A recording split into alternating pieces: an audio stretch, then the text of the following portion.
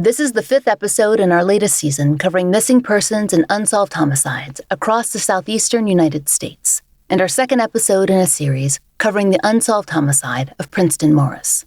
This episode discusses substance use, violence, crime scenes, and homicide. Listener discretion is advised. The views, thoughts, and opinions expressed are solely the interviewee's own. All individuals are presumed innocent until proven guilty in a court of law.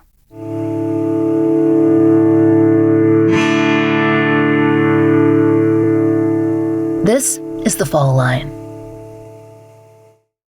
Last time, we brought you back to our home state of Georgia to cover the case of Princeton Morris, who was murdered in 2022. Princeton was shot in his own apartment in East Point after answering the door. We told you that the metro Atlanta area, a sprawling network of cities and suburbs spreading across several counties, is home to East Point. East Point sits 7 or so miles south of Atlanta's city center. And like many communities here, it's a mix of a lot of things: revitalization and challenge and change. It's where 34-year-old Princeton was living in 2022 with his girlfriend and his dog in an apartment on Kentucky Court. Princeton had split his childhood between Greenville, North Carolina, and Atlanta, where he'd lived all over the metro and attended several schools. According to his oldest sister, Kay, they'd gone through some hard times. First, it was living with relatives and in foster care while their mother was working and establishing a home for them out of state. Then there was a stepfather who'd been allegedly abusive to Princeton. Her brother was loving and extremely bright and protective of his mother and his 3 sisters, Kay, Myra, and Divine. Kay told us that Princeton was looking for love and to be loved and for escape. That led to alcohol dependency in his teens that followed him into adulthood. But it never changed his commitment to his family and his special care for his young nephew, Kay's son, and for his baby sister, Divine. Princeton's eldest sister, Kay, enlisted in the military after her son was born. That meant she was serving and then deployed for a year while Princeton was back at home in Georgia. For a period, her own son lived with Kay's mother and her youngest sister, Divine, and they both got to spend a lot of time with Princeton. When Kay returned home and moved her small family out of state, she said that Princeton was heartbroken because those connections were so important to him. He sought that love through friendships and then relationships and was willing to put in his all for the people he cared about, feeding them and giving them somewhere to stay, giving whatever he had. When he secured an apartment for himself and his girlfriend, who was another person he was focused on supporting, at the Lexington apartment complex in East Point, Kay was living with her family in California. But she stayed in regular contact with her brother. She also continued to worry about his drinking. The whole family did. She also appreciated how passionate he was about the things that he loved, like cooking for people and taking care of everything around him. He even started gardening at his apartments in East Point. He lived at 2 different units at the complex at Kentucky Court, and he grew his own flowers and edible plants at both. That was just Princeton. Wherever he went, he wanted to tend to things. Kay talked to us about his care for plants and his family and his beloved dog. My brother had actually started growing his own garden. We didn't know anything about that, And in his adulthood, that's what he ended up doing. He loved it. He loved taking some fresh vegetables and making a meal. He loved to barbecue, was something that he always had us over for. He was normally going to be cooking up something on the grill.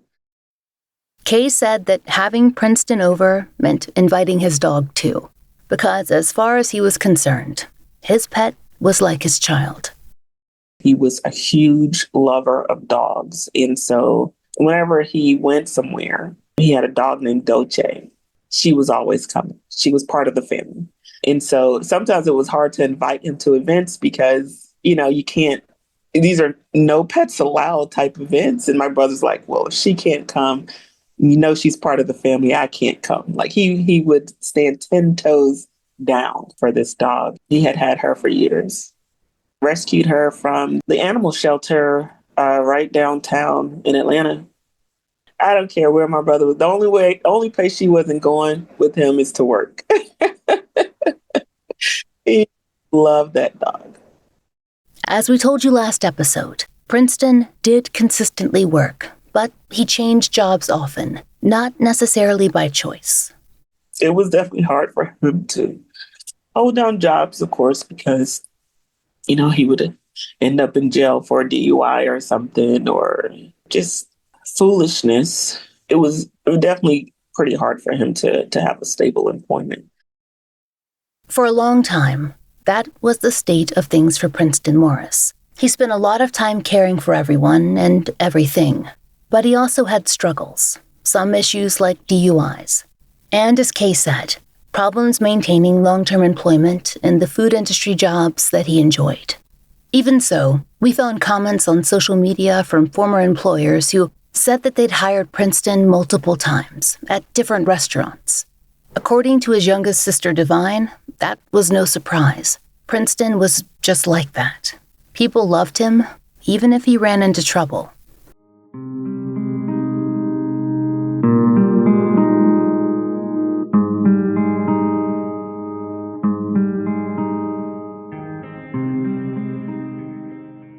While Princeton was living at the Lexington Apartments in East Point, he'd had a few issues with his units. As we told you before, he'd lived in at least 2. And according to his sisters, he'd told them that he'd had practical problems, like with apartment maintenance and concerns about crime in the neighborhood. In 2021, there'd been a break-in in his own apartment, and he'd been attacked and robbed. It's an event that we don't have many details about, except that it raised his concerns even more. He talked about moving in the past, but in 2022, he was more motivated to do so. That's because, according to both Kay and Divine, his girlfriend had allegedly announced that she was pregnant. They remember that he was excited. He'd always wanted to be a father. Divine said that her older brother became motivated to focus on getting sober and working as much as he could to save money so that he could move his family to a different complex, one that he felt would be safer. As for Kay, she said that when she spoke to her brother, she could tell that he was experiencing a mix of emotions. He was worried, but he was also excited. He was working at Longhorns, I believe, but he was also picking up side jobs. My brother was a caregiver. He wanted to be a provider too. And so he was trying to pick up all these side jobs. I remember him sending me messages to, be references for him because he was trying to earn enough money to accomplish his goals. I didn't even find out he wanted to move until after his death. He was always trying to do something better. That one I know. I actually had tried to encourage him to move to California with me, but he wouldn't do it because he didn't want to leave behind his girlfriend at the time. Did you get the impression that he felt like where he was living was unsafe, or did he just feel like he wanted something like a little nicer? Yeah, there was actually mold in his apartment, and there was quite a few deaths in the neighborhood. And so, yes, he definitely wanted to get out of that. But it seems that Princeton hadn't told his older sister the whole story. It was only later, when she spoke to other family members, that she discovered that he'd mentioned even more pressing concerns. Princeton was close to his cousin, who lived in town, and with his mother, Chandra, too. And when Kay spoke with them later, she found out that he'd been having issues with some of his neighbors that May. Apparently, he'd been accused of hitting someone's car in the parking lot, and he'd received some threats. It was enough to make him worried about personal safety and about leaving his girlfriend and his dog, Doce. He started to take precautions. Instead of leaving his truck in the front of the building, he began to leave it around the back. That way, it was harder to tell if he was home. And Kay told us that for Princeton, it was pretty extreme. He wasn't someone to worry about minor issues. But according to what she heard, he was nervous enough to begin the process of moving. She wishes that he would have told her that people were angry with him, talked to her about his fears. I know my cousin who my brother hung out with, all the time, had, I guess, extra information, and my mom had extra information, but I don't know why my brother never told me what was going bad or wrong. I felt like sometimes he wanted things to be better, so he would hide things from me. I think that maybe that's why he didn't tell me what was going on. Although Princeton's youngest sister, Divine, was with him in Metro Atlanta, she said that she didn't spend any time at his apartment. She and her mom would either pick him up or he'd come over to their house to visit. He was concerned about their mother, Chandra, who was having health issues, and Divine said that he stopped by often to check in and to bring over different natural remedies that he'd researched. I was living with my mother at the time, and he would come and visit the house. Him and his girlfriend, he'll talk to me, ask me what I'm doing, how's, work or whatever the case may be. Actually, the last time I saw him was a week before he had passed. He had came to the house and he dropped off some aloe vera leaves for my mother because she has rheumatoid arthritis. So he was trying to come up with some stuff to help her with arthritis. When she saw Princeton, Divine said that he didn't talk about his concerns regarding conflicts at the apartment complex or express any fears for his safety. He was just there to help take care of their mother. He seemed to want to protect both his sisters from worry. He did tell his mother a little, though, as she later explained to several news outlets, but in a more general way, with a focus on moving. The family didn't know everything else until it was too late.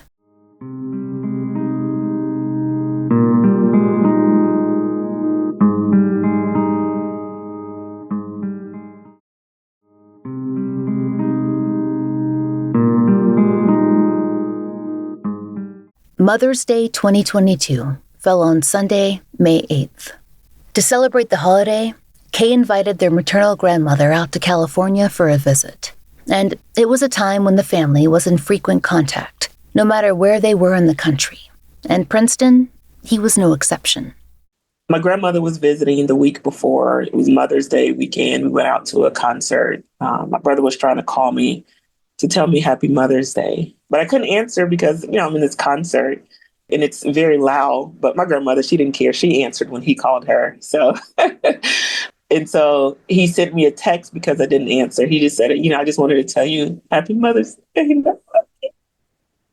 The following week, I was on the phone with my mother and we were just talking, and it's so funny because we were just, talking about Princeton and, and his personality. And I hung up the phone with her.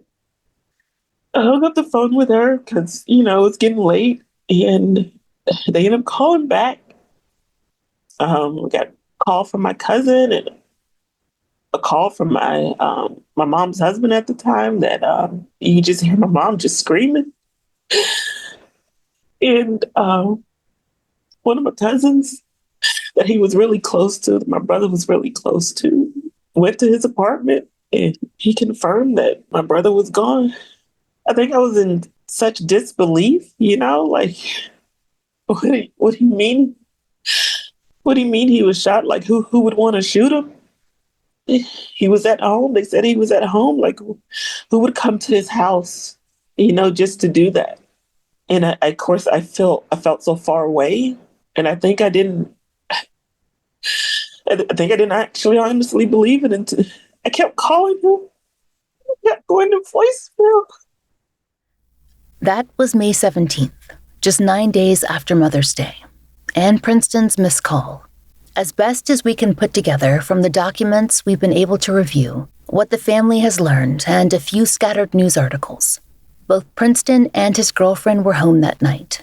Based on that information, Princeton's girlfriend was in the main bedroom using their computer.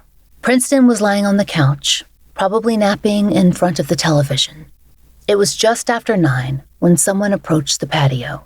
To fully understand what happened next, you have to have a sense of the layout of Princeton's home. He lived on a lower-level apartment with a front door on an interior hall. His back door, however, could be approached by anyone. All they'd have to do was enter the area from his patio and knock on the sliding glass doors. When we spoke with Kay, she explained the layout of the apartment. So they had a small 2-bedroom apartment. My brother was supposedly asleep on the sofa in the living room. She was in the main bedroom on the computer in there. And so the way that it's set up, when you go through the front door, of course, you have your living area. There's the kitchen, And then you have to, when you turn to the right, there's a little short, maybe 3-foot hallway. And when you turn to the left to go down that hallway, there's the main bedroom. I've heard people have came to his back door sometimes. It's easy to walk up to. From what Princeton's family knows, it was normal for friends to approach their apartment from the back door versus the front, a kind of shortcut since it meant skipping a walk through the main apartment entrance. But that night, it might have also provided the person who arrived a quick escape. While Princeton's girlfriend could hear what was happening from the bedroom, she would not have had a sight line. And for Princeton to actually see who'd approached, that late at night, Kay thinks he'd actually have to go to the back door. And someone did rouse Princeton with a knock on the sliding door that evening. We know that much because his girlfriend reported that she'd heard him speak to someone who seemed to be standing at the back threshold. Who that was, she didn't know. Based on what was reported, the conversation that was overheard was not friendly. To our knowledge, the particulars of that conversation were never shared, but there was a general sense of the tone, and Princeton and the unknown visitor exchanged heated words. Then there was a gunshot. When Princeton's girlfriend made it to the living room, he was on the ground, and whoever had been there was gone. At that point, Princeton could barely speak. I know that he knew who it was. He said it was actually a conversation outside. And so whoever it was, he knew who it was before he was shot. The words that I was told he said was, they shot me. But that was it. According to Fox 5 News, a 911 call came in from Princeton's apartment at about 9:20 p.m. It was placed by his girlfriend. Kay received a recorded version of the call from East Point Police. As we told you last episode, we did reach out to the department but did not receive a response. So, we asked Kay to tell us about what she heard in the recording. I actually listened to the 911 call. She had to call them a couple of times because they weren't there. She kept asking, how long is it going to take for you guys to get here? And you can hear the cops saying that they're lost, and which was interesting because they go to that apartment complex all the time. And so it's like, what do you mean you're lost? When police did arrive, the scene was chaotic and bloody. In addition to the incident report and 911 call, Kay also received a copy of the responding officer's body cam footage, but she says that she has never been able to bear actually viewing it.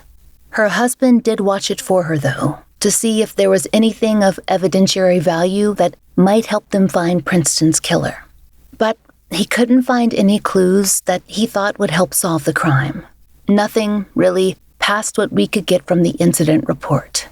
That document is brief, and that's true of nearly all initial incident reports, and would not be indicative of the whole of Princeton's file. Our FOIA was denied, so we don't have any record of who was interviewed later in the investigation, but we can share that initial report. In the following statement, which makes up the whole of it, we've only redacted the specific address. That's in order to protect the privacy of current residents. It does describe, though, what officers found when they arrived at the apartment. Quote, on 5/17/2022, at approximately 21:26, I, Officer M. Jester, responded to Kentucky Court in reference to a person shot. It should be noted that the report of this incident was recorded via body camera. Upon arrival, I observed a black male, Princeton Morris, laying in the hallway, unconscious and not breathing, with a single gunshot to his chest. Fire Rescue 2 and Engine 4 arrived on scene to medically assess Princeton. Detective Slaughter and Detective Watts were notified of the incident.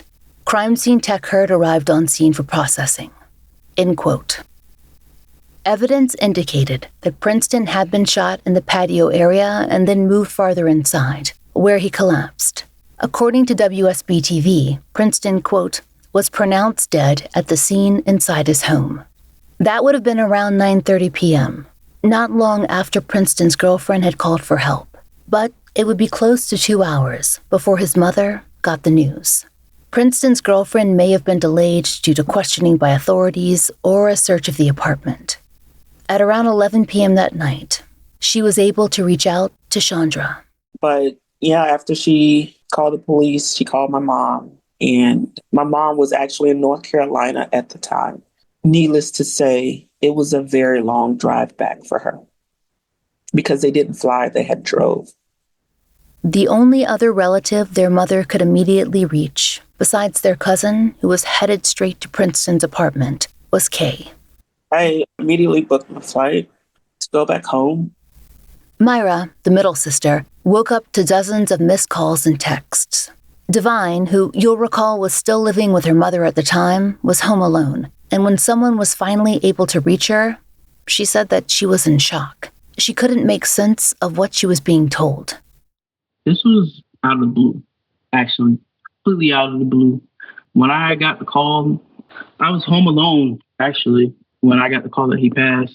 I thought it was a joke. I thought it was a terrible joke, actually, when I got the phone call.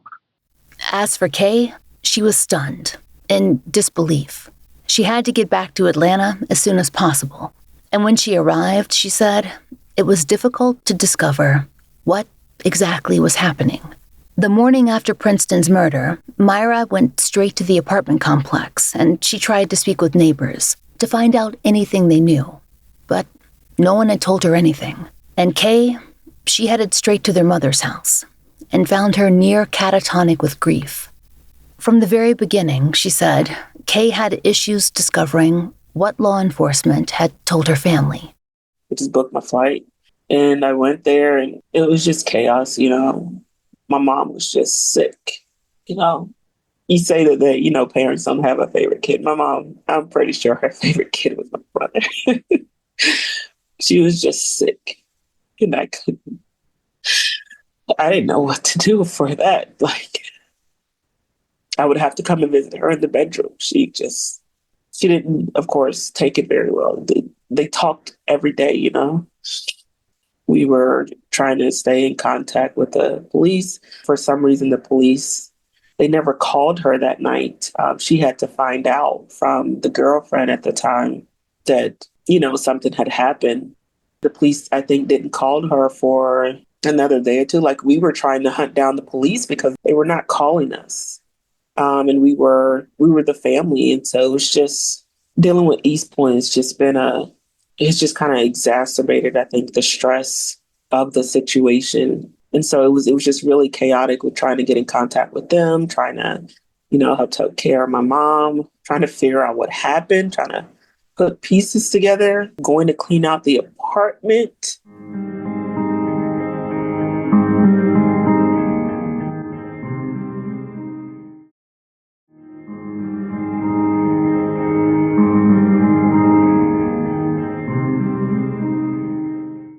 In the days following Princeton's death, she began to try and make sense of who might have shot him and why.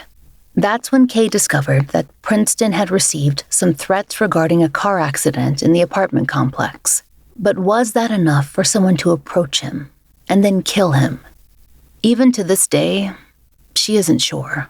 Her brother did not have long-standing rivals or enemies that she knew of, and this situation was recent. But he had been worried enough to park his truck around the back of the complex and to tell at least some friends and relatives about his plans to move.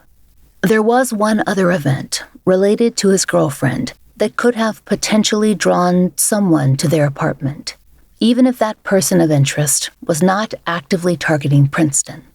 Based on publicly available records, we were able to verify that very shortly after Princeton was murdered, his girlfriend was arrested for marijuana trafficking and booked into Fulton County Jail. She was released on bond, and we haven't found a trial date on record that coincides with that charge, so we can't determine if the charge was dropped. Princeton's family simply doesn't know, and they were not able to get further information from authorities. They aren't currently in contact with Princeton's former girlfriend, and we did not speak to her for this episode. To their knowledge, she never had a baby, and they haven't gotten further information from her regarding that night. In terms of Princeton's murder, if someone thought that there was anything of value in that apartment, legal or illegal. That could have provided motive to confront Princeton. It wouldn't matter if it was true or untrue. The belief could be enough. For her part, Divine feels that even if there had been illegal activity that drew outside attention, her brother would not have been involved, or even necessarily aware. Him doing illegal activities, nah. He wouldn't even have time. He works like 3 or 4 jobs. There's no way in hell he has time to even do illegal stuff, in my opinion. I don't, if someone is working 3 jobs, hell, by the time I come home, I'm gonna be tired. There's no way he'd be doing other stuff outside of that. That's his thing. If he's working, that means he's staying out of trouble. And I love that for him. Because when I was younger, he was getting in trouble a lot. DUIs, wrecking cars, wrecking mailboxes. I remember he was on a spree, but I like that I saw him actually grew up into the man that I guess he was before he passed. And I wish I would have said, congrats, I'm proud of you for changing, a habit that's very hard to change. Whatever the potential motive, authorities were lacking that major component in their investigation, and also tips as to who the shooter could have been. One thing that seemed clear, though, was that other people in East Point might know. In such a heavily populated area, in an apartment complex, and with rumors already flying, would it really have been possible for a shooter to escape, sight unseen? There was a call for tips, but no one came forward. In 2023, the East Point Police Department offered a $2,000 reward, and the family added an additional $8,000 for a total of $10,000. Their hope was that it would be enough for someone, anyone, to step up. So far, though, no one has. Perhaps their message just hasn't reached the right person. But it's been 3 years, and Princeton's family has had to figure out how to mark those days and those weeks and those months. His baby sister, Divine, talked to us about how she's managed. He passed the week before my birthday. He passed on the 17th. My birthday's the 24th. So I really don't celebrate my birthday. I really just celebrate him. So on his passing, I'll do a balloon release or something. I'll have my sisters meet up, whether it's FaceTime or whatever, and do a little balloon release, say something that we couldn't say to him while he was here. We just let the balloons go. On his birthday, I tried to make something that he liked. He wasn't too big on sweets. So I think last year I did barbecue because he loves to grill. He loves to feed people, make sure people are full. A lot of what he did, it really instilled in me as far as wanting to take care of people and wanting to change and be a better person, all the other stuff. He has impacted a lot of things in my life, even after he passed. He gave me the confidence that I need to break away on certain things, whether if it's family or friends, the toxicity, all that stuff. He encouraged me to just let it go and be at peace. So ever since then, I've been at peace. I've been doing things that he will want me to do. I know that he wouldn't want me to be sad. I know he want me to celebrate my birthday and all that other stuff. I know that he's the type of person don't worry about me. You need to worry about yourself. You need to worry about this and that. He always put other people before himself. And I kind of wish that it was just different, because I feel like he needed someone to worry about him and take care of him instead of him take care of everybody else. One thing that Divine has been able to do for Princeton was to adopt his dog, Doce, and she's taken that role very seriously. I feel like it was right for me to take Doce, knowing that me and her already have a bond already, because I've been in her life just as much as she's been in my life. So she's my baby. I take her everywhere. I know that he will want her to see things that she hasn't got the chance to see when he was taking care of her. So I try to give her the things that he wasn't able to give to her now. So all I do is just spoil and make sure however long she's going to live, that she's going to be happy. That's what I'm trying to give her. But when I see Dolce, I see him. That's how I see it. And it's just a reminder that, everything is okay, because, you got a little piece of him everywhere you go. Everywhere I go, I have a little piece of him. So whenever I'm sad, happy, or mad, or whatever the case may be, I have a piece of him. He's in a different place, or a different body, a different, I don't know. I'm not really religious, but I don't know how to explain it, but it's like, it's a sign. Like it's a sign that he would give me whenever I feel like I'm on my wit's end, like I'm about to lose it, I'm about to break down, and I'd be like, God, just give me a sign. And it's like, it's a sign. He'll come as a cloud, or he'll come as a flower or something. And I just think it's so special. And sometimes he'll come as Dolce. So that's how I see it. Divine says that she can't follow Princeton's case too closely because it's just too painful. But she hopes that the answers will come, and soon. I haven't been really deep diving into his case like Kay have, because it's like an open wound. I feel like she's a lot tougher than me emotionally to deal with those things. Really, my older sister, she's really putting her foot down and try to do anything that she can to find, the story, what's going on. Like, she's the one who found you guys, and I just thought it was a great idea to do something like this to spread the word and all that stuff, because he's just an amazing person. That's all I have to say. And people outside of his family would tell you that he's an amazing, kind individual, and he really cares for the people he cares for, his family, his friends, whatever the case would be. He's an amazing brother. He would have been an amazing father. When he passed, it hurt us in ways that I don't know some of us may not recover, So I just hope whoever's listening to this, I just hope it touched them enough for them to speak out and say something. It's not going to hurt them. It just gives us some type of closure and comfort that, we got something, whatever it may be.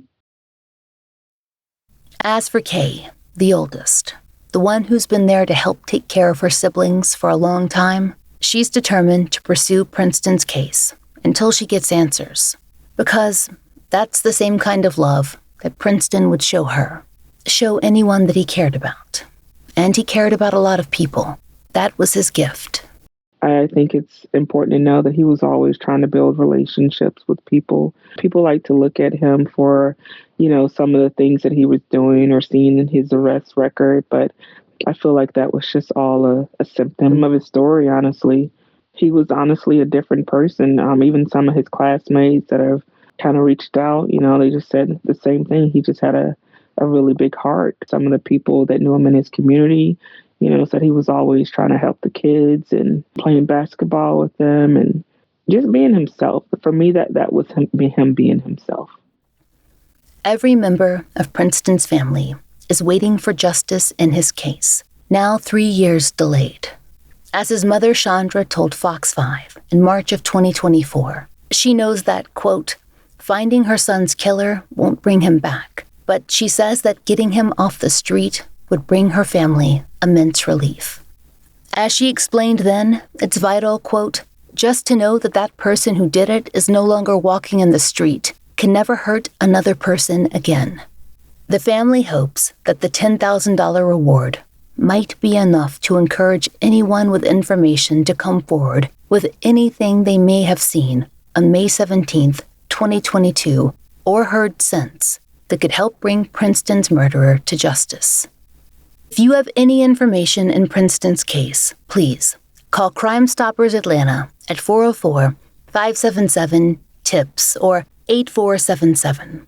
You may be eligible for a $10,000 reward. Next time on The Fall Line, a deep dive into the anniversary of forensic investigative genetic genealogy. If you know of a case that should be featured on The Fall Line, there's a link to our case submission form in the show notes. Thank you for listening. The Fall Line is an independent podcast, and we appreciate listener support. If you try out the products we advertise, please use our sponsor codes. It really helps. And please take a moment to rate and review our show on your podcast app of choice. If you listen on Apple Podcast, please be sure to check your subscription to make sure you're set for automatic downloads so you don't miss an episode. My book, Lay Them to Rest, is available anywhere you get books and through your local library. Find out more in the link in our show notes. And if you'd like to support the show and the stories we cover, join us on Patreon or Apple Premium. Through both platforms, you can gain early, ad-free access to our episodes. The Fall Line's Patreon and Apple Premium support our Family Therapy Fund and actively pay for therapy for families who've appeared on the show. The Fall Line is written, hosted, and researched by Laurah Norton, with additional research assistance by Melissa Gold, interviews by Brooke Hargrove, produced, engineered, and scored by Maura Curry. Content advisement by Vic Kennedy and Brandy C. Williams. Special thanks to Liz Lipka.